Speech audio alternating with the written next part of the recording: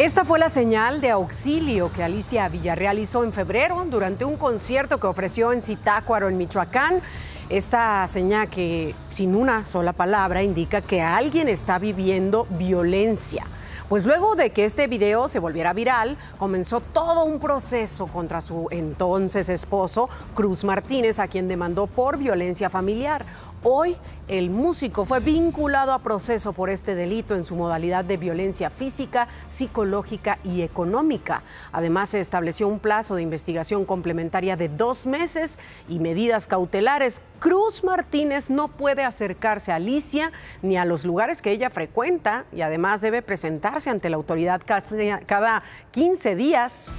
Con esto iniciamos Imagen Noticias de miércoles, mitad de semana. Buenas tardes, acompáñenos.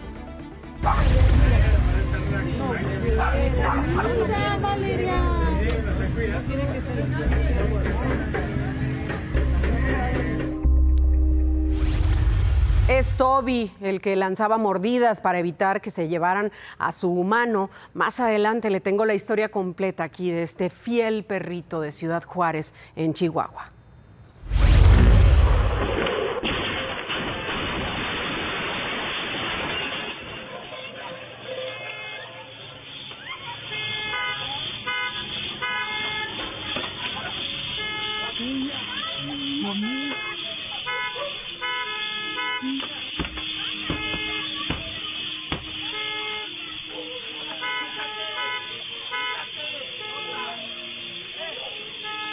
Vea nada más qué impactante accidente. Ahí está el momento, ocurrió en la carretera a Peñasco, en San Luis Potosí. Esta camioneta que iba a exceso de velocidad perdió el control y se fue directito a impactarse contra estos automóviles que estaban ahí estacionados y además algunos comercios, ya vio. De acuerdo con denuncias de los propios afectados, la persona que provocó el accidente manejaba borracho, en estado de ebriedad. Hasta el momento no se tiene la cifra total de los heridos. Sin embargo, se sabe que entre los afectados hay 2 menores de edad. El responsable de este accidente huyó del lugar.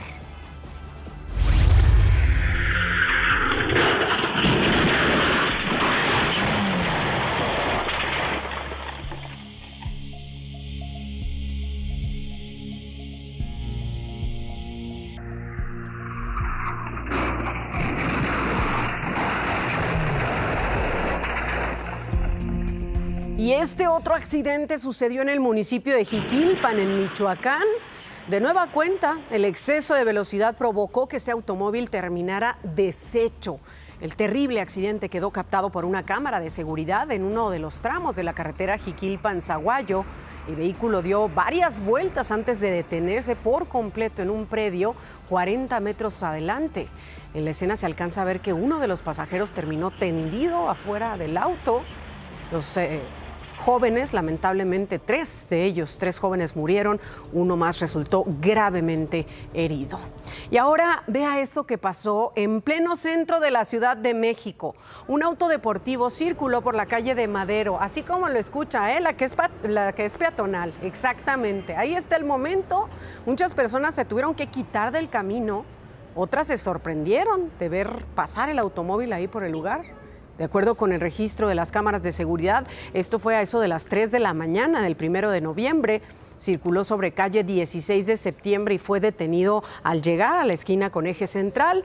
El conductor de 31 años no tenía licencia de conducir. Y hablando de la Ciudad de México, el sábado un hombre fue asesinado en calles de la alcaldía Tlalpan cuando iba con su familia. En las últimas horas han aparecido algunos videos que muestran el momento del ataque. Esto fue lo que pasó. Es la colonia Bosque de Tepeximilpa en la alcaldía Tlalpan de la Ciudad de México. Un hombre caminaba tranquilo con su pareja y su hija sobre la calle San Agustín de las Cuevas. Segundos después se ven las cámaras de seguridad que 3 motos se acercan a ellos. Desde otro ángulo de la cámara se observa cómo los conductores de las motos le cerraron el paso y lo rodearon. 6 hombres se bajaron y comenzaron a discutir con el hombre. Al parecer, le reclamaron. En ese momento, la joven que lo acompañaba se alejó del lugar. Segundos después, la mujer también se alejó de la zona, mientras que uno de los que iban en las motos se va por un momento del lugar. Tras 2 minutos de reclamos, llegó una camioneta negra. Al parecer, los mismos motociclistas fueron a avisarles sobre la discusión. Una vez que llegó la camioneta, empezaron las agresiones contra el hombre. Entre 3 empezaron a golpearlo.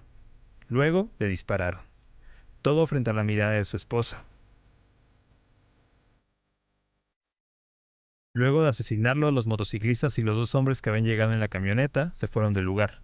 El cuerpo quedó tendido en la calle, sin que nadie se acercara a auxiliar. Tras el reporte de disparos, 2 hombres fueron detenidos, los 2 que iban en la camioneta. Se les aseguró un arma cargada.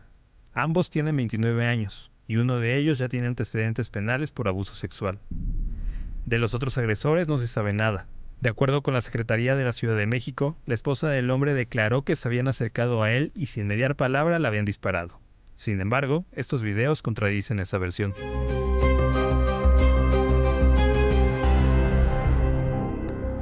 De acuerdo con la Secretaría de Seguridad de la Ciudad de México, la esposa identificó a los 2 hombres detenidos como quienes habrían asesinado a su esposo. De los otros 6 que llegaron en las motos y le cerraron el paso, no hubo detenciones, simplemente se fueron del lugar.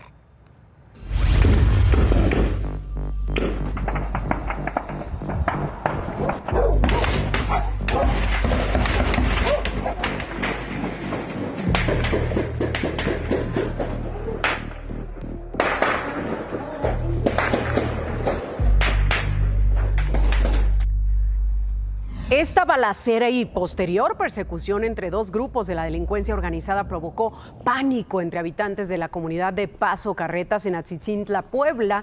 El tiroteo terminó hasta la comunidad de Texmola en Mariano Escobedo, Veracruz, donde quedó abandonada una camioneta blindada y además encontraron más de 100 casquillos percutidos. Cuando llegaron al lugar, la policía de Veracruz, pues a implementar operativos de seguridad y demás, también en la carretera Orizaba a Mariano Escobedo tuvieron presencia. De acuerdo con medios locales, el enfrentamiento habría dejado al menos 5 personas muertas, pero hasta ahora, hasta el momento, ninguna autoridad se ha pronunciado sobre esto que le estamos presentando. Ayer le informé sobre el incendio reportado en el bar La Cos de Puebla. Pues ya se confirmó que fue provocado por un grupo armado. Cerca de las 4 de la mañana sucedió. Las autoridades estatales ya cuentan con 2 líneas de investigación respecto al ataque, una relacionada al narcomenudeo y otra al cobro de piso. Se confirmó también que ya hay un presunto responsable identificado. Además, fueron identificadas las 5 personas que lamentablemente murieron ahí en el lugar. Se trata de los meseros José Alberto, José de Jesús y Gerardo, además de las bailarinas Carmen, de 21 años, y Karen, de 20, quien era originaria de Cuba. Y vamos a más información porque le platico que fue detenido un hombre quien fue identificado como uno de los autores intelectuales del homicidio del alcalde de Uruapan, de Carlos Manso. Así lo informó esta tarde el secretario de Seguridad Federal, Omar García Harfuch. El análisis minucioso de evidencias y la coordinación interinstitucional permitió avanzar de manera determinante en la investigación y dio como resultado la detención de Jorge Armando N., identificado como uno de los autores intelectuales y uno de los líderes de la célula delictiva que planearon el homicidio de Carlos Manso. Esta detención representa un paso clave para desarticular la estructura criminal responsable de este ataque. El secretario García Harfuch explicó que este hombre, Jorge Armando, el licenciado, era quien daba las instrucciones para que se concretara el asesinato del alcalde. Todo esto se organizó, imagínense, en un grupo de mensajería en el que estaba el joven que disparó contra Carlos Manso y también los otros 2 hombres que lo acompañaron y fueron encontrados asesinados días después. El secretario dijo que habrá más detenciones y se va a desmantelar por completo esta red delictiva que comete homicidios, extorsiones y que utiliza a los jóvenes y generan violencia en la región. Por su parte, el fiscal de Michoacán, Carlos Torres, informó que esta célula está vinculada al cártel Jalisco Nueva Generación. Mientras que en Mazatlán, Sinaloa, un expendio de cerveza fue atacado con explosivos caseros. Una mujer quien estaba ahí en las inmediaciones del negocio resultó herida, tuvo que ser hospitalizada. Según testigos, un grupo de hombres lanzó los explosivos hacia el establecimiento e inmediatamente huyeron del lugar. Hasta ahora los culpables no han sido detenidos. Mire, en las últimas semanas ahí en Mazatlán se han registrado diversos ataques con explosivos contra establecimientos y contra las autoridades. Vámonos a Estados Unidos porque por segunda ocasión se pospuso la audiencia de Vicente Carrillo Fuentes, alias el Viceroy, que estaba programada para hoy. Ahora se va a realizar el 8 de enero. Esto se debió a un cambio de abogados porque el narcotraficante ya no enfrenta la pena de muerte. Recordemos, el Viceroy enfrenta cargos en ese país por asociación delictiva, importación y posesión con intención de distribuir cocaína y marihuana, lavado de dinero, entre otros.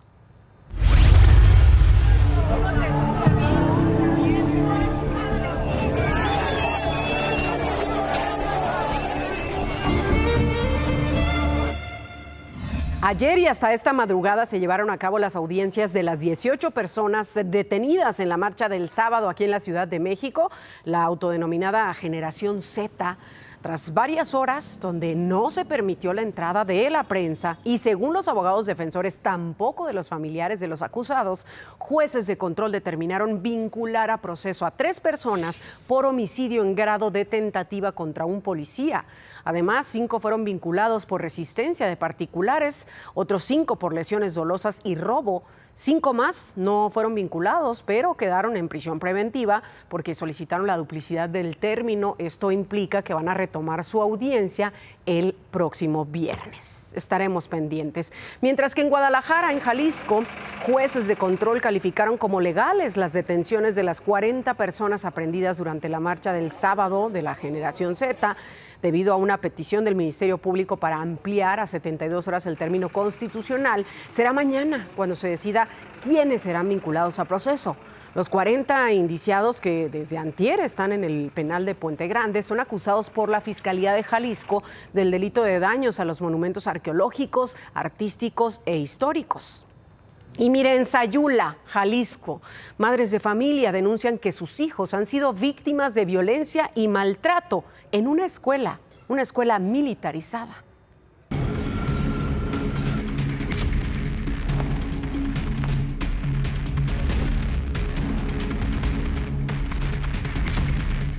Y el oficial pues me agarró y me dio como 6 patadas, me tumbó en el suelo y pues me aventó y hacían que los niños se comieran su propia vomitada.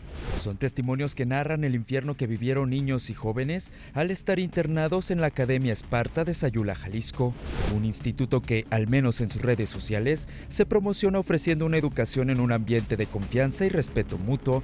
Sin embargo, padres de familia denuncian que todo es mentira y señalan supuestos maltratos físicos y psicológicos a los que son sometidos los estudiantes. A mí me obligaron a pelear con un niño mayor que él, pues estaba en desventaja, que lo agua fría en la noche, los obligaban a dormir húmeda y los ponían marometas sobre había piedras, se lastimaban. Era la madrugada y tenían a su hermano haciendo ejercicio con una pesa así hasta el suelo, muy pesada, y que no lo dejaban dormir. Si se dormía le aventaban cubetadas de agua.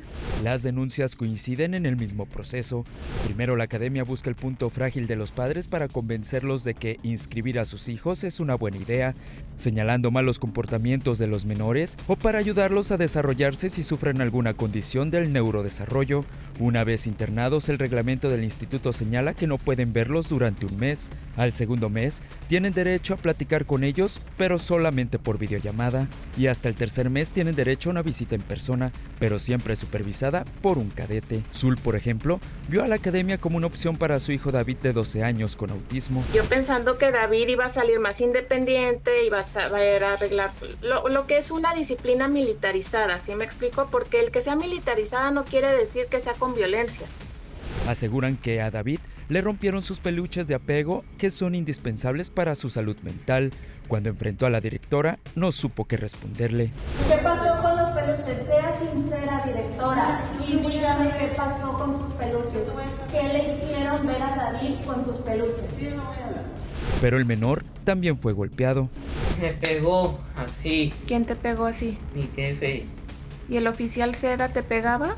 Sí, oficial Seda me pegaba. ¿Cómo te pegaba? que oficial Seba me pegó en la cabeza en la noche. Aun cuando ya sacaron a sus hijos, el calvario para los padres sigue. Ahora aparentemente son amenazados por el instituto para que liquiden un pagaré de aproximadamente 100,000 pesos, aplicado como una multa por incumplir una cláusula del contrato de inscripción que señala que los menores deben pasar mínimo 1 año internados. ¿Y quién ayuda en este caso a los jóvenes afectados, a las familias afectadas? Imagen Noticias buscó a la Academia Esparta. Nos aseguran que las acusaciones son falsas, pero agregaron que no están en condiciones de dar una entrevista porque están bajo investigación. Daremos seguimiento. Hoy está con nosotros mi querida Adis Tuñón. ¿Cómo estás, mami? Adis, cuéntanos qué pasa. Un solo papel que justifique que nosotros hemos falsificado cualquier documento. Yo con Universal he hecho cosas increíbles de la mano. Quiero pedirles el respeto y el cariño y también la congruencia de que si quieren un artista de mi calibre para atrás, que hagan un contrato digno y con mucho respeto. Así lo vemos, visiblemente agotado, al igual que todos los compañeros de la prensa, cuyo reconocimiento a la cobertura aquí lo hacemos. Y pese al resultado favorable para Cristian Nodal en esta audiencia, el caso se mantiene en proceso, por lo que es posible que todos los involucrados vuelvan a ser citados. Y más adelante yo regreso con un homenaje que le hicieron anoche a nuestro Juanga. Además, estamos a solo un día de conocer a la nueva Miss Universe. Y el perrillo tiene como un mes que regresó apenas. Que ya se había ido. Es de los con los que empezó y el perrito se había ido. No, mira, Valeria. Tiene que ser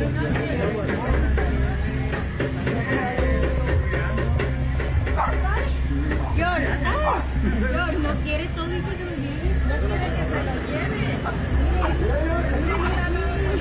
Mira.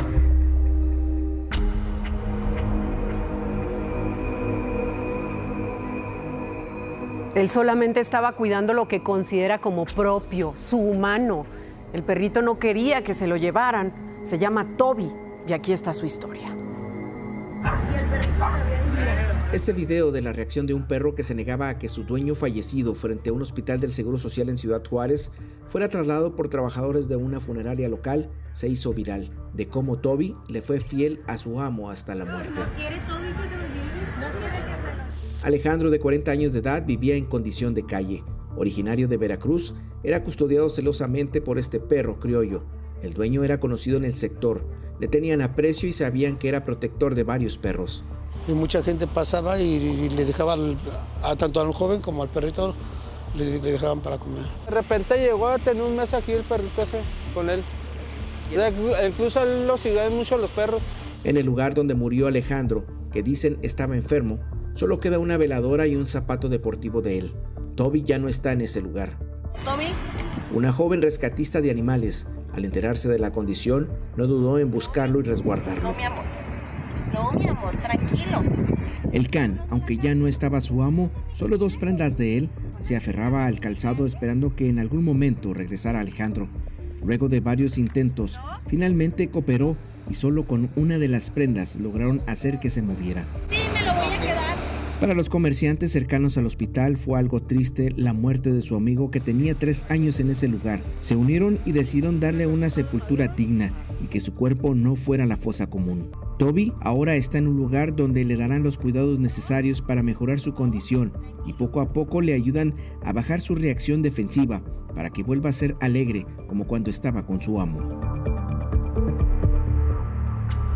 Como ya escuchó, Toby ya tiene un hogar, convive con 6 perritos más. Imagen Noticias platicó con su rescatista, comentó que cuando fue por él lo encontró debajo de una camioneta. Agregó que al principio Toby estaba muy agresivo, incluso ahí lo podíamos ver que tiraba algunas mordidas como queriendo defender a su humano. Bueno, tuvieron que utilizar un tenis de su anterior humano precisamente para llevárselo. Veterinarios le dijeron que este perrito tiene 3 años aproximadamente, que está bien alimentado y la próxima semana empieza ya su proceso de vacunación y esterilización. Sin embargo, le detectaron algo a Toby después de que lo atendieran. Es que trae su patita lastimada, su patita derecha trasera. En pronta recuperación de la esterilización, que es el día domingo, empezaremos a ver si su patita mejora. Lo que me dijeron es que tiene unos colmillitos y unos dientitos que a lo mejor comía muchos huesos. Y esto fue lo que comentó acerca de llevar a Toby al funeral de Alejandro, de su antiguo humano. Lamentablemente tuve que rechazar el hecho de ir a un funeral porque el proceso, a pesar de que haya sido 2 días, ha sido bastante respecto a que como él era de calle, era agresivo y este tipo de situación, se ha adaptado súper bien a nosotros, se ha adaptado súper bien a sus amiguitos perrunos y este gran avance no quería perderlo otra vez, dando un paso atrás, llevándolo. La rescatista dijo que al lugar también llegó la Dirección de Atención y Bienestar Animal de Ciudad Juárez y fue la que le proporcionó la jaula para que se llevara a Toby. Y en otros temas, mire, el titular de la CONADE, Rommel Pacheco, habría ocultado propiedades y presentado información falsa en sus declaraciones patrimoniales. Esto de acuerdo con una investigación de la revista Proceso. Una de las propiedades no declaradas es una casa que habría pagado su expareja, Paola Espinosa. La también exclavadista confirmó en una entrevista que ella pagó prácticamente toda la propiedad y que tras terminar la relación, Pacheco la habría presionado para cederle la propiedad a un valor mucho menor. Esta es solo una de las propiedades con irregularidades y a eso hay que sumar al menos otras 5 propiedades no declaradas por el funcionario.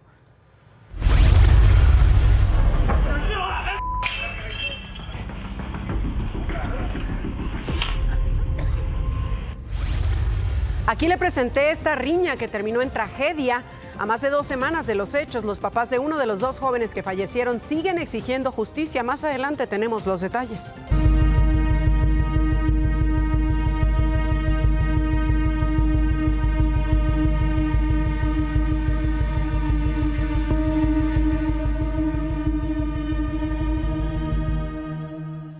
Pero qué necesidad, este motociclista ya es buscado por haber pateado hacia el ciclista. Lo agredió sobre la avenida Xochimilco, casi llegando al metro Pantitlán, dirección a Nezahualcóyotl, aquí en la Ciudad de México.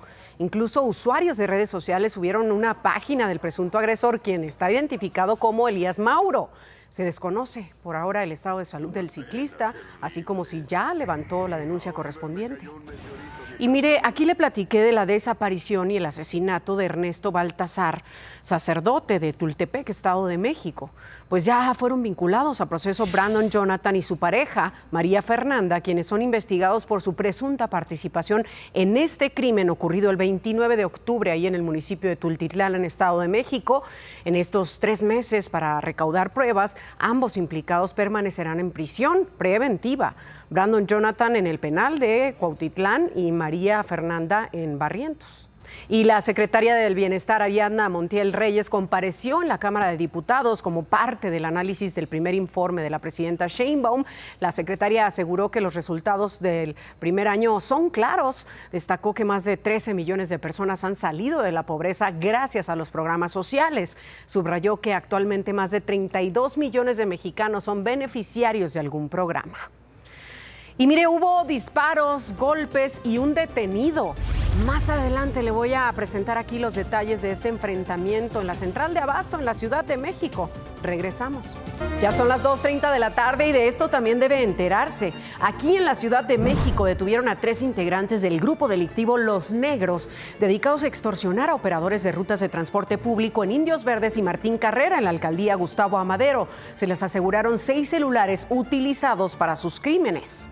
Y México alcanzó un nuevo récord histórico en inversión extranjera directa. Así lo informó el secretario de Economía, Marcelo Ebrard. Señaló que durante el tercer trimestre del año nuestro país sumó casi 41,000 millones de dólares. Esto representa un 15% más respecto a 2024.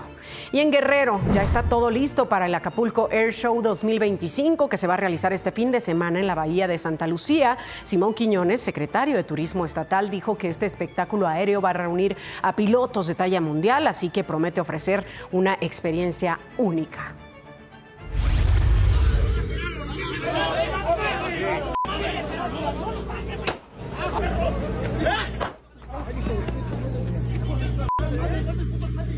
Pero mira cómo lo están haciendo, cómo lo están, grábalo, güey. Siempre se lo busca. Pero es que por eso, no, yo nunca les pegué.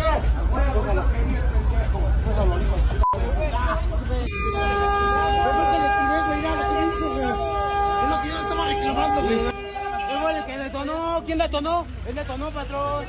¿Por qué detonó? ¿Quién detonó? ¿Detonaron qué?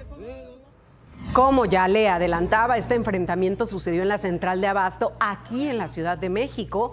Policías se enfrentaron contra comerciantes. ¿Por qué? Porque intentaron detener a una persona que era señalada de haber asaltado a un joven. Entre jaloneos, insultos y golpes, los policías repelieron la agresión con disparos al piso y finalmente lograron la captura del acusado. Sin embargo, la Secretaría de Seguridad capitalina confirmó que los elementos que detonaron el arma fueron presentados ante el Ministerio Público para deslindar responsabilidades. Mientras que el detenido fue identificado como Julio César, a él le aseguraron un arma tipo pluma y además dinero en efectivo.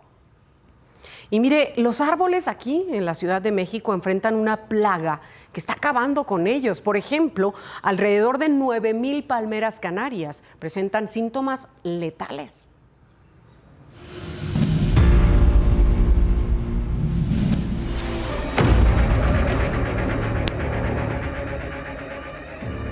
Riesgo de protección civil, son árboles de 18 o 20 metros de altura, están muertos, cualquier día se pueden caer. Una plaga de insectos está aniquilando árboles de la Ciudad de México con una velocidad y agresividad nunca antes vista. Que en 3 semanas podemos tener la muerte de un árbol maduro. Se trata de 2 tipos de escarabajos descortezadores que atacan principalmente a los cedros y fresnos del sur y poniente de la capital. Un grupo de biólogos los identificaron desde 2020, pero aseguran que las altas temperaturas en los últimos 2 años han causado una sobrepoblación y a ese ritmo de crecimiento temen que acaben con la mitad de los fresnos de la Ciudad de México para el siguiente año. Estamos hablando de la pérdida del 20% más o menos de la masa forestal de la ciudad. La advertencia coincide con las alertas de la Comisión Nacional Forestal que lleva emitiendo por 10 meses consecutivos con categorías de riesgo alto y muy alto para la capital por esta plaga. Pero basta con observar los árboles de parques como el Tagle en la Álvaro Obregón. Ahí hay una mortalidad de casi 70% de cedros. Ante esta amenaza, vecinos de la colonia Guadalupe Chimalistac llevaron a cabo una colecta para inyectar árboles con insecticidas y fungicidas. El tratamiento salvó a 76 de los árboles que fueron intervenidos, pero aún se necesitan recursos para más. Todos estos árboles monumentales que tienen 25 metros de alto ya estaban de ese tamaño. O sea, no los vimos chiquitos y los vimos crecer, ya estaban de ese tamaño. Todos estos árboles afectados y comprometidos tienen 150, 200 años. Los biólogos temen que vuelva a ocurrir una crisis como la de las palmeras canarias, que desde 2011 presentaron plaga de hongos. En septiembre se anunció un plan para retirar 9,000 de ellas. Fíjese que nosotros quisimos entrevistar a alguien de la Secretaría del Medio Ambiente de la Ciudad de México para platicar más del tema, pero no nos han respondido. Tampoco nos contestan un cuestionario sobre las acciones que están tomando o que se deben tomar para erradicar esta plaga en la capital. Vamos a otros temas. El Hospital General de México, Dr. Eduardo Lisiaga, y el Instituto Nacional de Ciencias Médicas y Nutrición, Salvador Subirán, son las instituciones que realizan el mayor número de trasplantes de hígado en el país, esto de acuerdo con el Centro Nacional de Trasplantes, un procedimiento que en los últimos 10 años el promedio anual ha incrementado. A partir del 2015 estamos realizando alrededor de 45 o 50 trasplantes al año. Este año llevamos 45, esperemos llegar a 50. Y desde que empezó nuestro programa estamos llegando ya cerca de los 700 trasplantes. Atención, por favor, porque estamos solicitando de su ayuda para localizar a María Marisela Rivera Arellano. Ahí está la fotografía de ella, tiene 59 años. Fue vista por última vez en su casa ubicada en la colonia Morelos de la alcaldía Cuauhtémoc. Como señas particulares tiene un lunar en la nariz del lado derecho y 2 tatuajes en el lado izquierdo, uno en el pecho de Winnie Pooh y en el antebrazo unas argollas entrelazadas. Vamos a una pausa y regresamos con más aquí a Imagen Noticias. Quédese.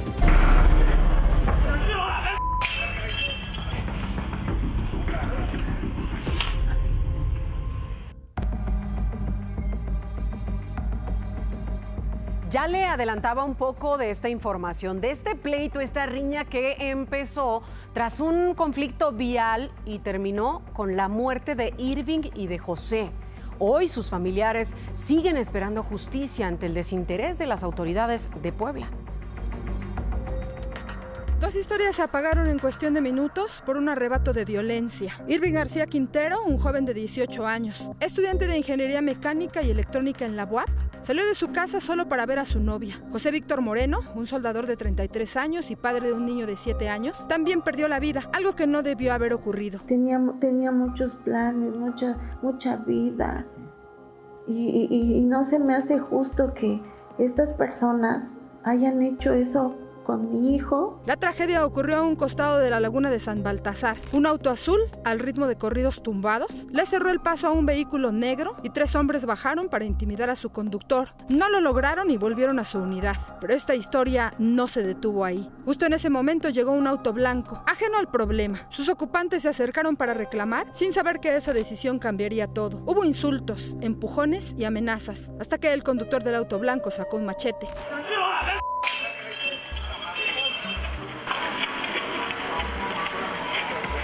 A las 20:46 ocurrió el primer momento fatal. Uno de los hombres del auto azul levantó el machete e hirió a José Víctor, quien todavía con vida logró subir a su auto.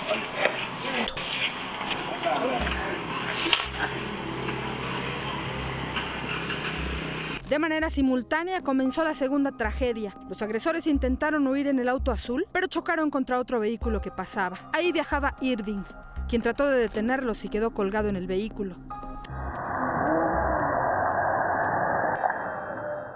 Lo arrastraron varios metros y lo arrollaron. Horas después, Irving murió en el hospital. De ahí me pasaron a CEMEFO, fui a recoger el cuerpo, a reconocer el cuerpo de mi bebé, y fue lo último. Ya después de ahí nos dijeron que iba a pasar a Dolosos, pero no nos han llamado. Realmente no sé dónde estoy parada, no sé qué es lo que tengo que hacer, qué es lo que procede, o sea, no sé. Este dolor le causó una parálisis de la mitad del cuerpo a la mamá de Irving. Aún así, ella y su esposo se han convertido en investigadores por su cuenta. Localizaron videos, testigos y pistas que dicen la fiscalía no ha buscado. A pesar de su lucha, la autoridad aún no tiene rastro de los responsables. La fiscalía tenía que hacer eso, ¿no? Prácticamente ese es su trabajo de ellos. Nosotros, como padres, pues hicimos todo eso, buscar videos, asesorarnos con los vecinos que estaban ahí. ¿A mí quién me va a regresar a mi hijo? No saben, tengo un dolor muy fuerte y estos desgraciados están así como si nada. Y mi bebé, ¿qué? Yo quiero justicia por él. Porque le digo, así vamos a vivir. A 18 días ya de la muerte de Irving, sus papás también denunciaron que la delincuencia y la inseguridad en Puebla crecen sin parar y, como ya vio, de las autoridades mejor ni hablamos. Ella era Victoria Bond, una de las 5 personas que lamentablemente murieron en el Parque Nacional Torres del Paine en la Patagonia chilena. ¿Se acuerda que aquí lo platicamos ayer? Le informamos que se realizó la búsqueda de estas personas que se encontraban desaparecidas tras las condiciones extremas del lugar. Las autoridades aseguraron que se logró rescatar a 3 de ellas con vida, pero 5 murieron. Como sabíamos, lamentablemente 2 eran mexicanos, quienes fueron identificados como los doctores Cristina Calvillo Tovar y su esposo Julián García Pimentel. También murieron alemanes ahí, Nadine Liche y Andreas von Paine, y ya le mostrábamos a la británica, a Victoria Bond. Esta mañana comenzó a circular una carta precisamente de los sobrevivientes en redes sociales. Aseguran que las autoridades no los ayudaron, que fueron ellos mismos los que rescataron a sus compañeros sobrevivientes. Dicen que están, pues imagínense, no es para menos, están traumatizados, con frío, con su equipo dañado por las labores de rescate que hicieron. Acusaron que han querido salir del parque, pero las propias autoridades chilenas y del sitio turístico no se los han permitido. Por cierto, otro de los sobrevivientes aseguró que el día de la tragedia no había ningún guardia que resguardara la zona y les advirtiera además sobre el clima extremo. Ira Hurtado, ya estás con nosotros. ¿De qué hablan las redes el día de hoy? Cuéntanos. Ya andamos por acá, mi querida Cristal. ¿Qué tal? ¿Cómo están? Excelente miércoles, ya mitad de semana. Pues vámonos rápidamente con la información. Vean lo que le ocurrió a esta vendedora ambulante aquí en la Ciudad de México. Somos de los Tanzania. Ay, no te pregunté, no me vale madres, ¿quién seas? También a mí me vale madre, ¿quieres ver? ¿Quieres ver cómo me vale madre? ¿Quieres ver cómo te ahoga la ¿Quieres ver?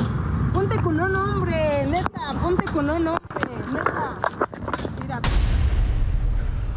Bueno, este sujeto fue identificado como José Antonio Medina, alias El Negro, y estaría vinculado a un grupo criminal. Así agredió y trató de intimidar a esta comerciante en la alcaldía Iztapalapa. El hombre le había pedido que barriera algunos desechos que esta mujer había dejado en la vía pública, y aunque la mujer accedió, José Antonio se enojó, la agredió y trató de tirar el triciclo donde llevaba su mercancía. Este joven, El Negro, fue detenido otra vez. ¿Por qué otra vez? Este hombre ya ha estado en el reclusorio 6 veces. Imagínense. Ahora vean estas terribles imágenes.